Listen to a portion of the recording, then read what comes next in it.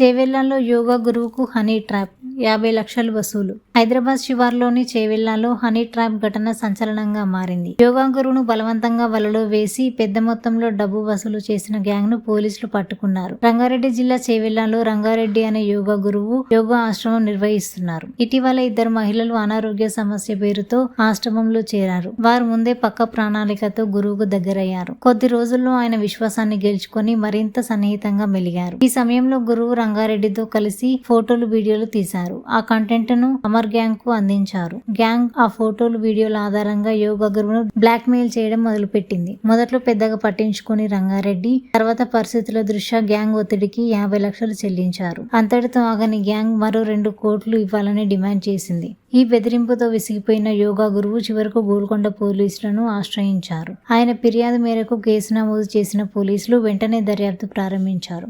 ఈ క్రమంలో గ్యాంగ్లో కీలక పాత్ర పోషించిన 5గురిని అదుపులోకి తీసుకున్నారు. ప్రస్తుతం కేసు దర్యాప్తు కొనసాగుతుంది. ఈ హనీ ట్రాప్లో ఇంకా ఎవరెవరు ఉన్నారనే కోణంలో పోలీసులు విచారణ జరుపుతున్నారు. త్వరలోనే మరిన్ని వివరాలు వెలుగులోకి వచ్చే అవకాశం ఉంది.